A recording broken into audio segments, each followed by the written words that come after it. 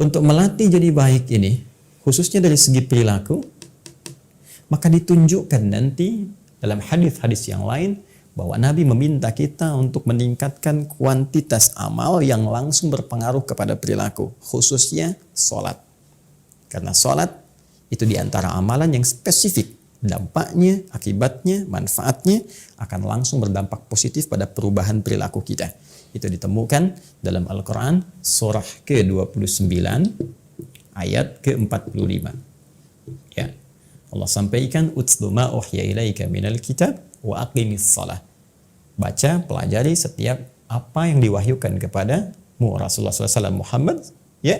Kemudian dari situ setelah pelajari, baca, pahami, tunaikan salat. Sungguh salat yang ditunaikan dengan benar itu akan mendorong pelakunya menjadi baik, terbebas dari dua sumber keburukan, yaitu fahsya dan mungkar.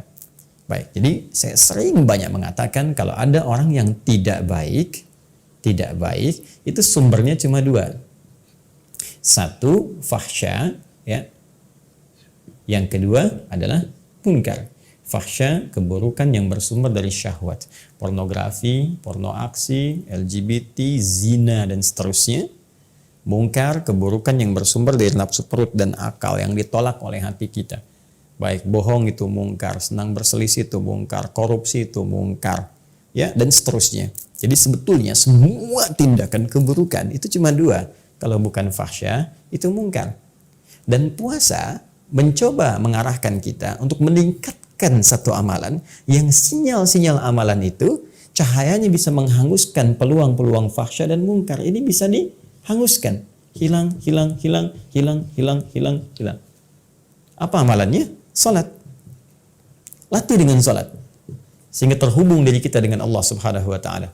Ya, cara terbaiknya pernah saya sampaikan, keluarkan semua jenis salat yang mungkin kita bisa lakukan sesuai dengan petunjuk Nabi sebagai tambahan dari salat-salat fardu yang diwajibkan kepada kita oleh Allah Subhanahu wa taala. Ya, dalam setiap siang ini ada salat apa saja? Syuruk ya di awal. Kalau tak mampu dikerjakan karena kita nggak ke masjid, ada duha nanti yang pertengahannya. Ya, syuruk kan awal duha, baik ya, dengan syarat tertentu. Nanti ada duha. Ya, ada 4 rakaat sebelum zuhur. Ini tidak mengikat kita dengan masjid. Artinya sekalipun dalam kondisi saat ini, ya, sebagian dari kita tidak bisa ke masjid misalnya, maka sholat sunnah tetap bisa dilakukan. Yang sifatnya tidak melekat dengan sifat masjid.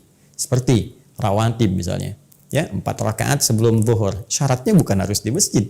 Sepanjang kita mau tunaikan setelah adzan sebelum sholat fardunya, boleh silahkan tunaikan. Sekalipun sholat sendirian, bisa sudah dikerjakan.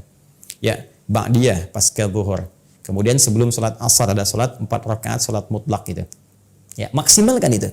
Ketika benar pendekatan kita menunaikan sholat dan terhubung kita dengan Allah Subhanahu wa taala, maka keadaan terhubung dengan Allah itu yang menjadikan kita bisa mendapatkan perisai dari perbuatan maksiat dan pengingat yang mencegah kita untuk berbuat hal yang tidak diinginkan oleh Allah Subhanahu wa taala.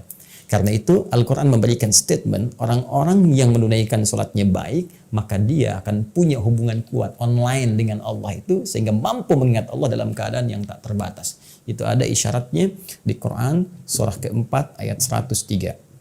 Ya, fa idza qadaytumus salata fadhkurullaha qiyaman wa qu'udan wa 'ala junubikum. Jika Anda selesai menunaikan sholat itu, maka segeralah ingat kepada Allah. Baik dalam keadaan berdiri, jalan, duduk, kan? Walaupun berbaring. Zikir itu ingat. Jadi kalau orang sedang berjalan, ingat Allah, mustahil berbuat maksiat. Karena saat akan berbuat maksiat itu dia ingat Rabbnya. Bagaimana kalau diwafatkan saat saya berbuat maksiat? Ya, maaf di jalan, menemukan sesuatu, sekedar untuk ngambil untuk pribadi saja, dia takut kalau Allah tahu. Apalagi mengambil hak orang lain. Ya, kalau begal saat mau begal, ingat Allah, mustahil akan dia kerjakan. Apalagi saat ada orang ingin berbuat maksiat dalam duduknya di kantor, menggandakan sesuatu, ingin manipulasi, dia ingat bagaimana kalau saya diwafatkan oleh Allah. Allah melihat saya sekarang. Dalam berbaringnya mau maksiat, dia ingat bagaimana kalau seketika saya wafat. Makanya ulama sering mengatakan begini, jika Anda terfikir berbuat maksiat dan ingin terjaga selalu dalam keadaan yang baik, maka segera ingat kematian. Ketika terfikir berbuat maksiat, bayangkan seketika diwafatkan oleh Allah Subhanahu wa taala dan wafat dalam keadaan menjadi seorang pendosa. Anda bayangkan. Ya, karena itu ini gambarannya. Jadi latih diri kita, latih. Jadi dalam hadis lain Nabi mengatakan, riwayat sahabat Abu Hurairah radhiyallahu taala anhu dalam Kitabus Syam di Al-Imam Al-Bukhari dalam kitab sahihnya nomor hadis yang pertamanya, beliau katakan as-syamu junnatun. Ya, puasa yang benar itu, alif lamnya kita terjemahkan, puasa yang benar itu junnatun, bisa menghasilkan perisai. Ya, perisai yang tak nampak. Jadi kalau ada dalam bahasa Arab huruf dimulai dengan jim dan nun, ya jim dengan nun biasanya kalimatnya mengandung arti sesuatu yang tak nampak, tersembunyi. Nah, jin disebut dengan jin karena tak nampak dalam pandangan kita. Jannah, ya jannah tuh, jannah surga disebut dengan jannah karena belum tampak dalam pandangan kita sekarang, ya kan? Jinnah, ya, ada jannah, ada jinnah, ada junnah, beda tuh. Ya, ada jin, ada jun, beda. Jin dan jun, lain kan? Nah, ada jannah, ada jinnah. Jinnah jamak dari kata jin. Minal jinnati wan nas. Tak terlihat juga. Baik, junnah di sini puasa menghasilkan junnah. Jannah, jinnah, junnah. Junnah itu perisai. Ya, yang tak nampak dalam pandangan kita.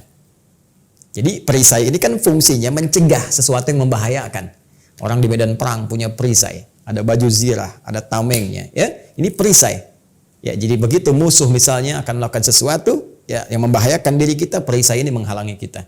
Nah, perisai yang membentengi kita dari perbuatan fahsya dan mungkar, yang mencegah setan, ya bisa menembus relung hati kita yang paling dalam untuk mempengaruhi berbuat maksiat, itu namanya junnah. Di puasa itu melatih kedekatan kita dengan Allah sehingga Allah memberikan perisai pada diri kita. Orang yang punya perisai ini disebut dengan junnah tadi karena rajin menunaikan ibadah dalam puasanya, maka perisai itu yang akan menghambat perbuatan maksiat masuk menembus dirinya. Begitu ada bisikan misalnya, ambil sendal orang ini nih. Mumpung gak ada orang ke masjid, ambil kotak infaknya. Bisa masuk, tek tek tek tek. Itu kalau orang ada perisainya langsung mental kalimat itu. Tek, pergi. Tidak. Saya masih ingin bertakwa. Tidak. Bagaimana kalau saya diwafatkan dalam keadaan berbuat maksiat? Hei, ini musim bantuan-bantuan. Ayo ambil keuntungan dari bantuan itu. Kalau bisa ambil tarif dari situ. Kalau bisa kasih yang ini sedikit, yang lain banyak. Hei, hati-hati. Kalau perisai yang masih ada, bagaimana ketika saya mengambil keuntungan dari situ, saya diwafatkan oleh Allah. Nah, ini junnah namanya. Karena itu, orang-orang yang rajin ibadah, khususnya rajin menunaikan sholat, itu akan kuat junnah dalam dirinya. Akan kuat perisai pada dirinya. Karena itu, kemungkinan besar orang ini akan selalu berperilaku baik dalam kehidupannya karena semua bisikan-bisikan fahsya dan mungkar tidak akan tembus pada dirinya, dihambat oleh perisai yang ia bisa dapatkan dalam konteks menunaikan ibadah saat ia puasa itu.